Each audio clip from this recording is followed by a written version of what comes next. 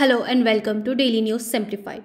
Today we have taken analysis of this week's Indian Express explanation page dated 21st of August to 26th of August 2023.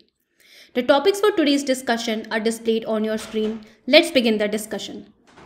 The first article of today's session is based on a news report which is sourced from Center for Monitoring Indian Economy, Economic Outlook data that shows that while India may be the country with the most youthful population, its workforce is rapidly aging. Center for Monitoring Indian Economy is a leading business information company. It was established in the year 1976, primarily as an independent think tank.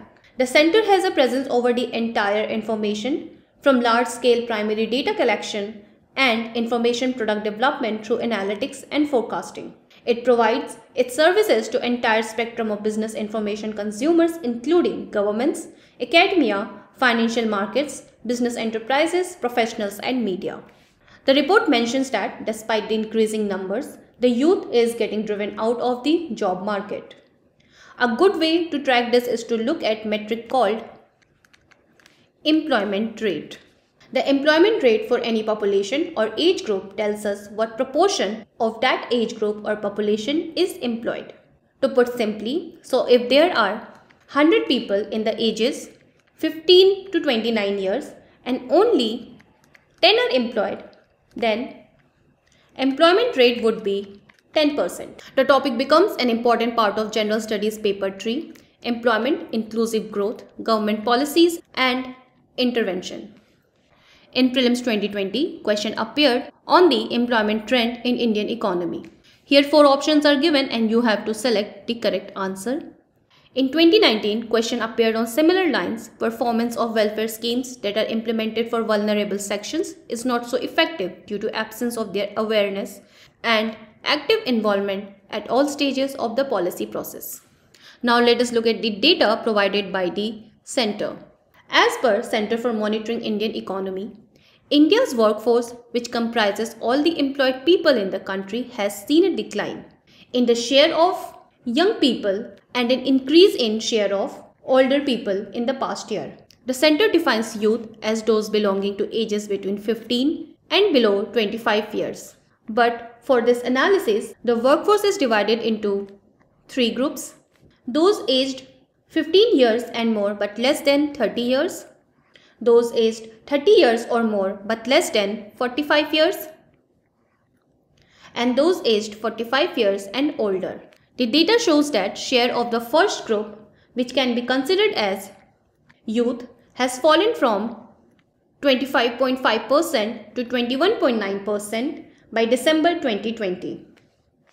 The share of the second group, that can be called prime working age, has fallen from 37.6% to 36.1%.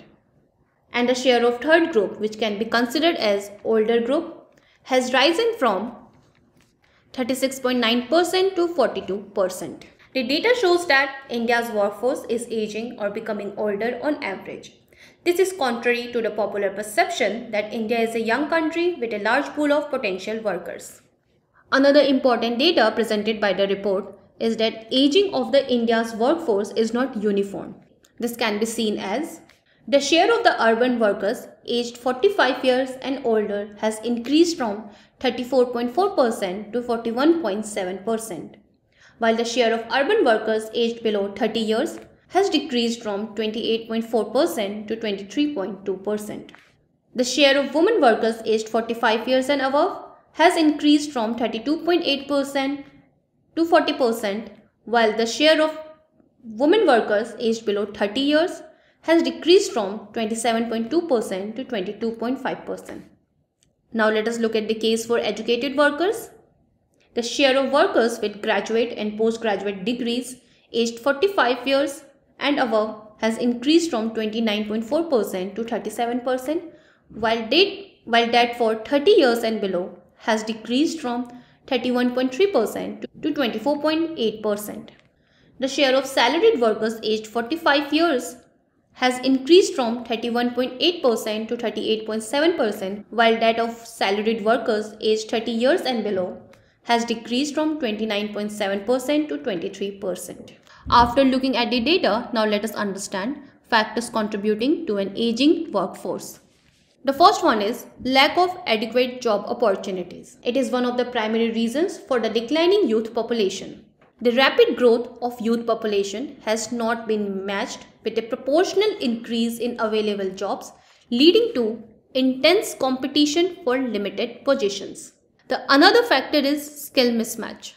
A mismatch between the skills possessed by the youth and skills required by the job market can result in higher rates of unemployment. The education system may not be adequately preparing young individuals for evolving job landscape, leading to underemployment or unemployment. Another factor is informal sector dominance. A significant portion of India's workforce is engaged in informal sector, which often lacks stable employment opportunities and social security benefits.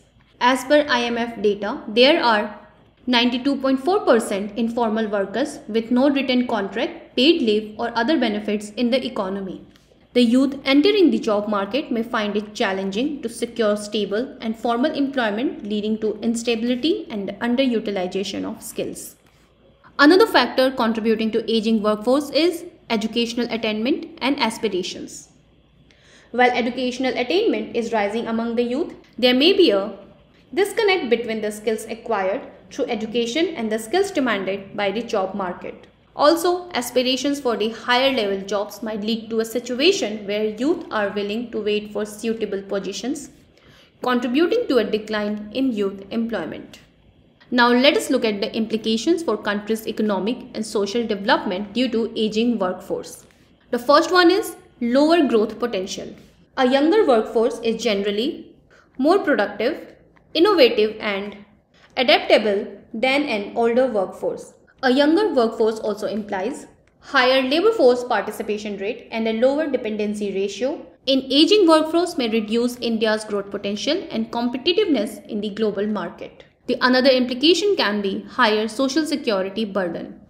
An older workforce may require more expenditure on healthcare, pensions and other social security benefits, which may strain India's fiscal resources and crowd out public investment in other sectors. An aging workforce also increases the pressure on the existing social sector schemes like Employees Provident Fund, Employees State Insurance and National Pension System, which are already facing challenges of coverage, adequacy and sustainability.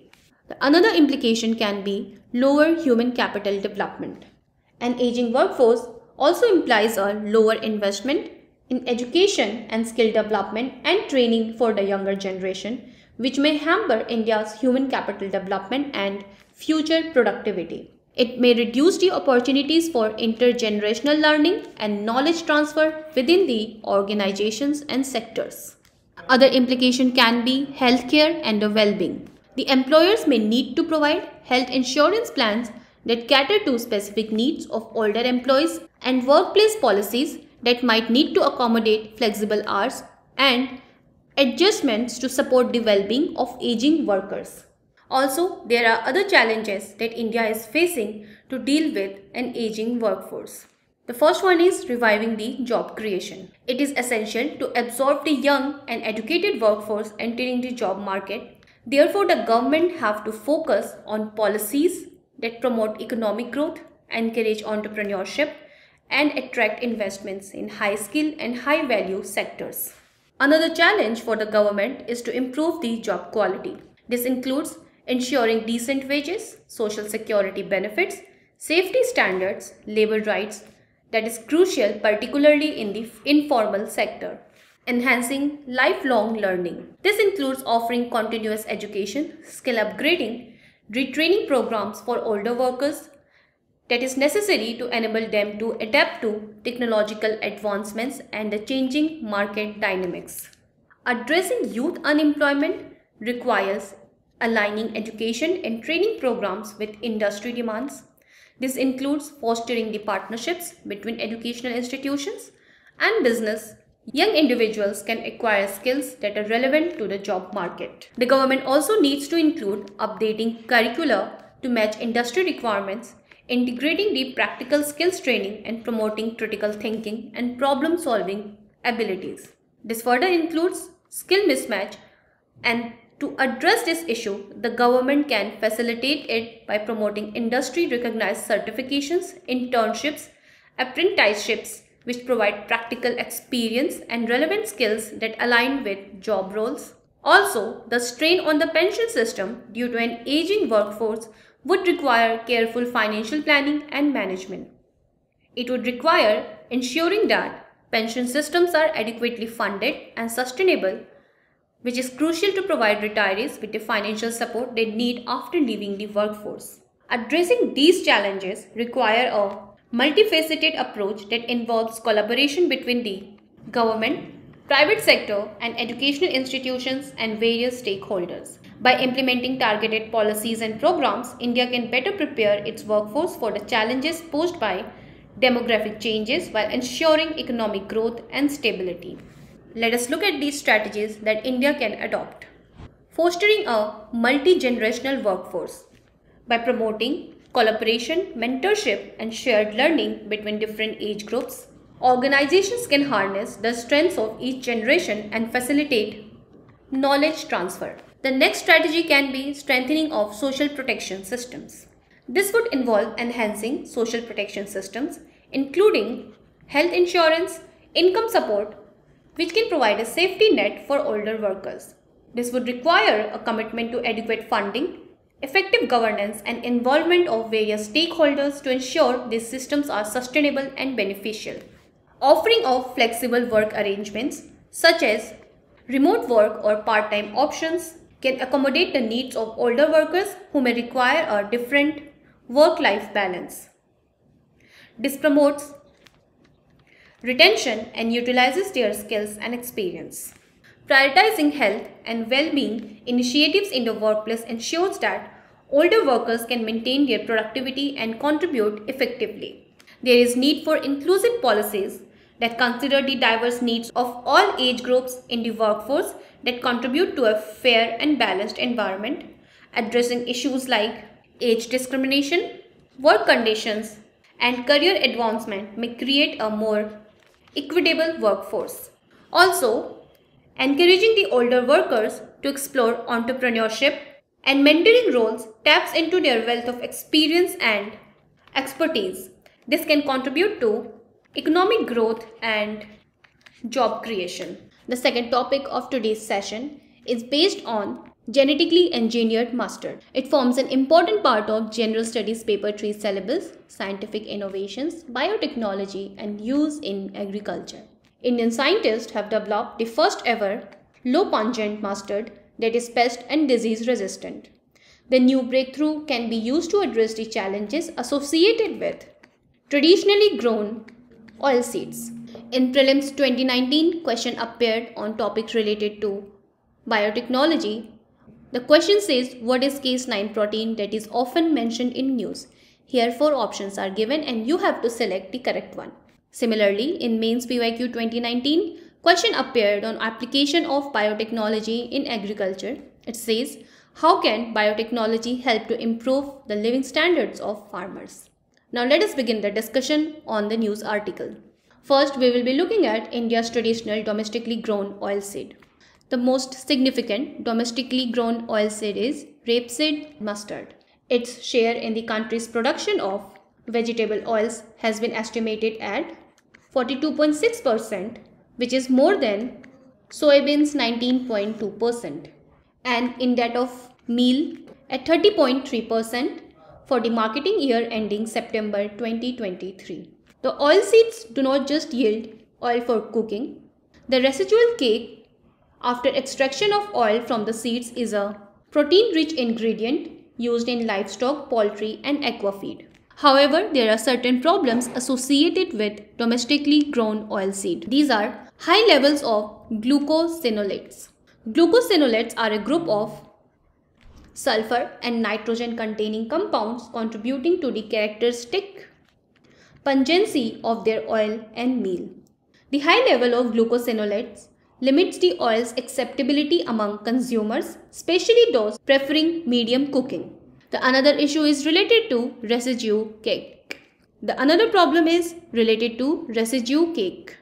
The rapeseed meal is indigestible to poultry and pigs while having to be mixed with fodder grass and water for giving to cattle and buffaloes. Besides reducing their feed intake, high glucosinolates are also known to cause goiter, that is swelling of neck and internal organ abnormalities in livestock. To address the problems of traditionally grown mustard seeds, a lot of effort in the past 2 decades have gone into breeding of rapeseed mustard of canola quality.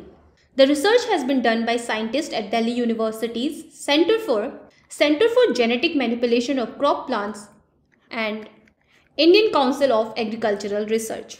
So how canola quality is different from traditionally grown rapeseed mustard? The first one is lower glucosinolates.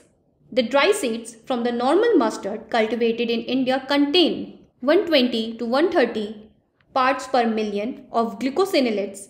This is against sub 30 ppm levels in canola seeds. The next one is less pungency. By lowering the glucosinolate content to the same dry seed weight concentration, the scientists have bred mustard lines whose oil and meal match the standard of canola quality rapeseed in the terms of pungency. However, there are also challenges faced by canola quality mustard seeds. These are issue of the large-scale cultivation.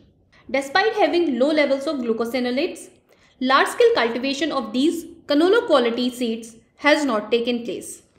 And one of the major reasons why these seeds are not very popular is because of their vulnerability to pests and diseases. While the lowering of glucosinolate levels in seed is desirable for oil and meal, a related reduction in the whole plant weakens its defense. These challenges are addressed in the new breakthrough research. In the new research, glucosinolates are synthesized in leaves and pod walls of the mustard plants. Their translocation and accumulation in the seeds happens through the action of glucosinolate transporter genes. There are 12 such genes under 2 distinct classes, GTR1 and GTR2 with 6 copies each. The researchers have edited 10 out of the 12 GTR genes in Varuna, a high-yielding Indian mustard variety. For this, the researchers have used Cas9, which is a gene editing tool, deploying an enzyme which acts as a molecular scissor to cut the DNA at the precise targeted locations of the gene and then letting the natural DNA repair process to take over. So, what are the advantages of gene-edited mustard? It provides balanced quality of glucosinolates. The seeds of the resultant targeted genes edited Varuna mustard variety had glucosinolate content well below the 30 parts per million canola quality threshold. At the same time, the other plant parts, especially the leaves and pod walls enclosing the seeds, have significantly higher glucosinolate accumulation. The another one is high resistance against pests and the diseases. The glucosinolate transporter or GTR gene edited low-seed high-leaf glucosinolate lines were tested for resistance against virulent fungal pathogen, and the edited lines displayed defense response against these at par with or better than that of the wild type of mustard. The higher glucosinolate concentration in the leaves and pod walls due to their impaired transport to the seeds clearly had a role. Now let us understand the difference between gene-modified and gene-edited crops. Gene-edited mustard is transgene-free. The new GTR genes-edited mustard lines are transgene-free or non-genetically modified. They contain no foreign genes like those of Bacillus thuringiensis bacteria in cotton. The low-seed, high-leaf glucosinolate mustard lines developed are genome-edited as opposed to GM or transgenic plants.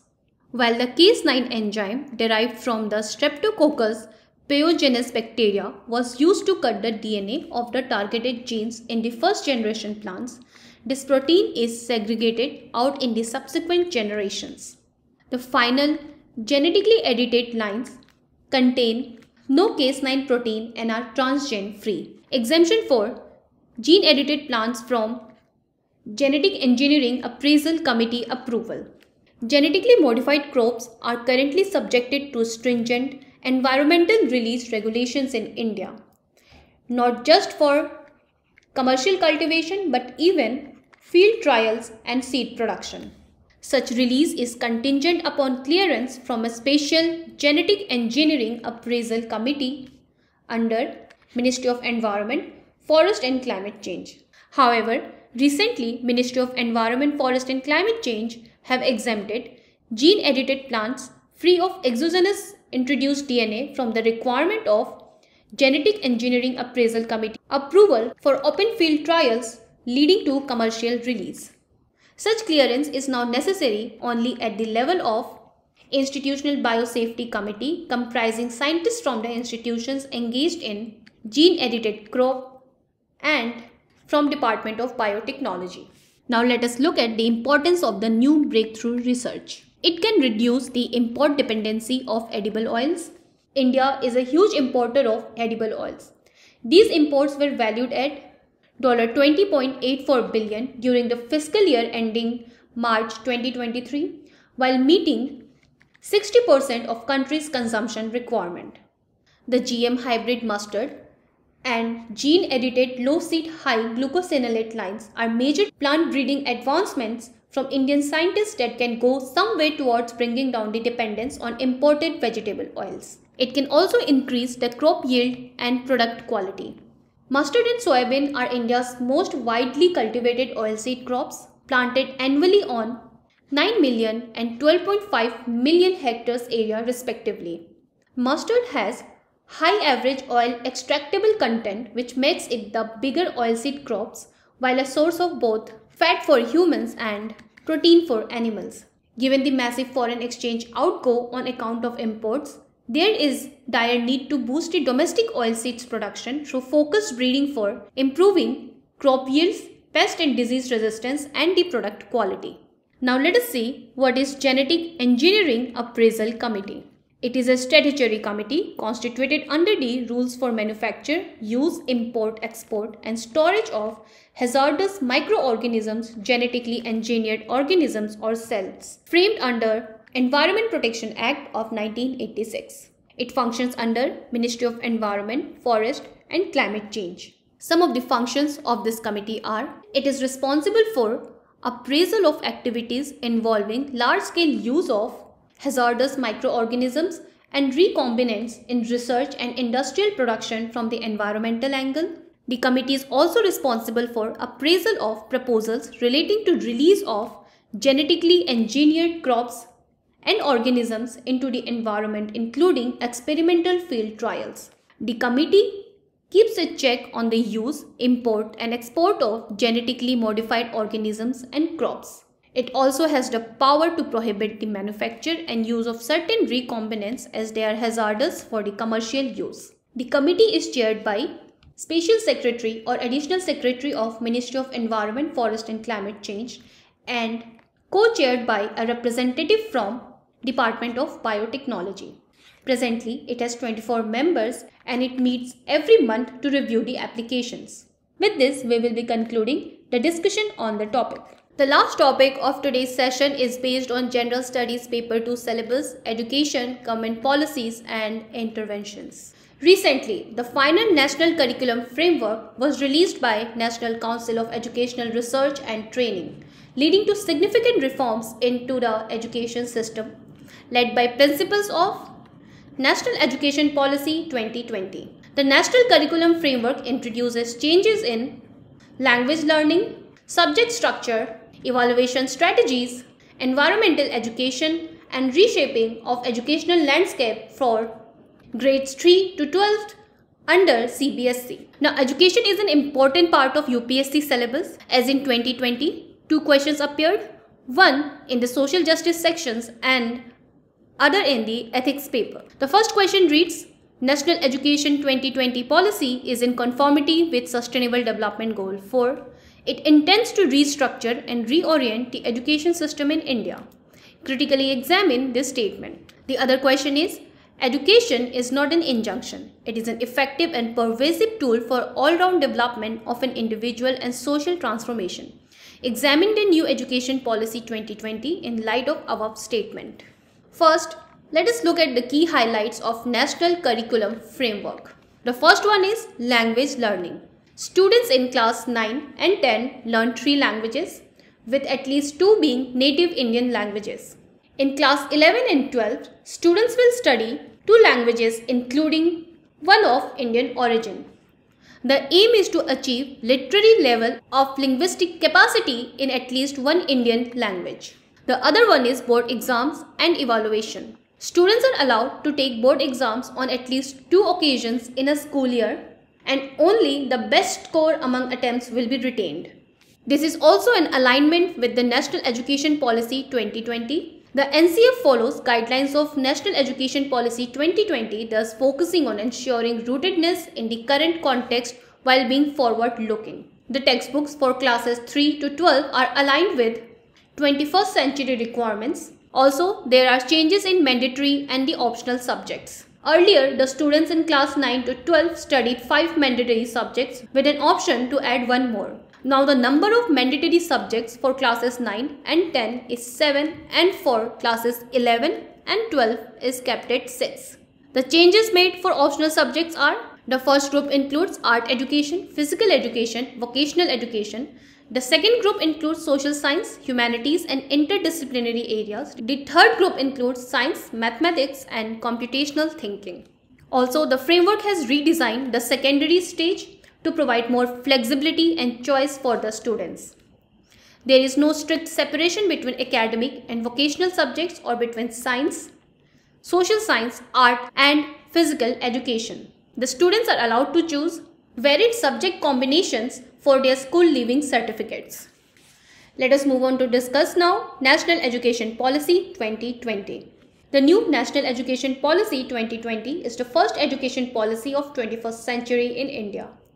It has replaced the National Education Policy of 1986. The Ministry of Education formed a committee under Dr. K. Kasturirangan which outlined this new policy. The new National Education Policy proposes various reforms in school and higher education, including technical education that are suited for the current needs. The 5 foundational pillars of this policy are access, equity, quality, affordability, and accountability. The new National Education Policy 2020 is different from the earlier policies. Let us see how. The National Education Policy was first formulated in the year 1968 based on recommendations of Kothari Commission. The 1986 policy focused on providing education to all sections of the society, promoting primary education, and establishing open universities. Later, the Plan of Action of 1992 had special emphasis on early childhood care and education and universalization of the elementary education. But the National Education Policy of 2020 stands apart and makes a departure from the earlier policies on the following grounds. It focuses on the holistic development by emphasizing on critical thinking, discussion, and analytical learning. The next one is integration of vocational education, as the policy recognizes the importance of vocational education and aims to integrate it with mainstream education. The policy emphasizes on technology-enabled learning and encourages the use of digital tools and platforms to enhance the learning experience. The next one is promotion of multilingualism along with the right to choose, as it emphasizes the importance of multilingualism and encourages the teaching of regional languages alongside English and Hindi with the much needed flexibility. The policy of 2020 offers subject selection, software training in schools, transfer of credits, multiple entries and exit system to allow for more internal autonomy to institution, thus providing flexible and multidisciplinary curriculum. Let us look at the provisions of National Education Policy 2020.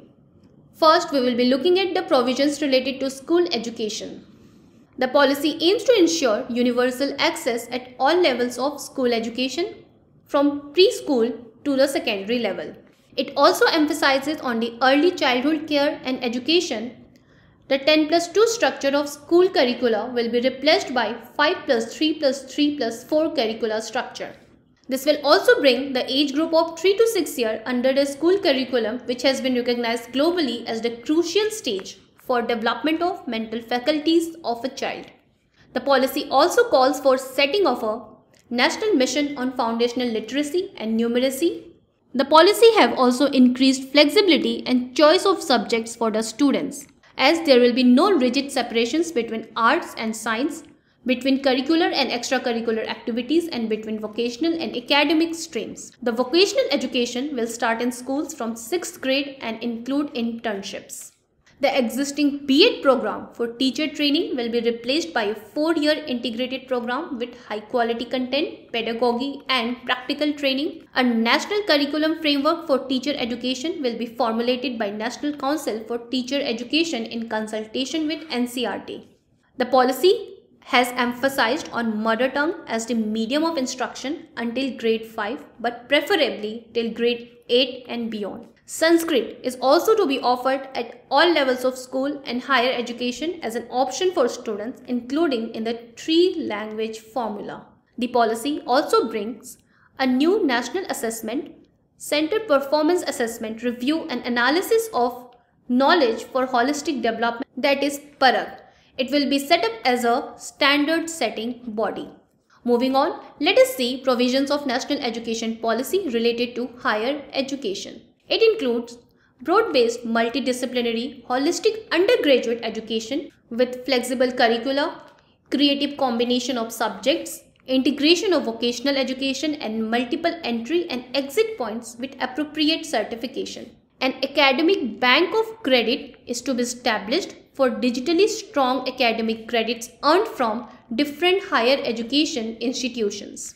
The National Research Foundation is created as an apex body for fostering a strong research culture and building research capacity across higher education. The Higher Education Commission of India is set up as an overarching umbrella body for higher education, but it excludes medical and legal education.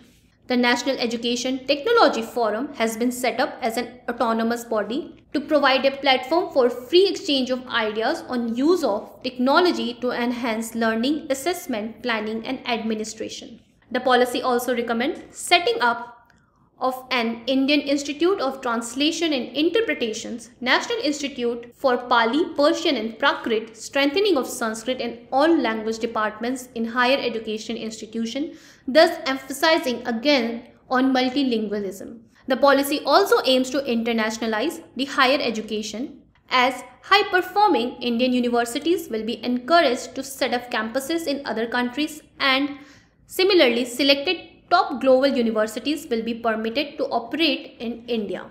Let us see some of the initiatives to implement the National Education Policy 2020. The first one is Academic Bank of Credit.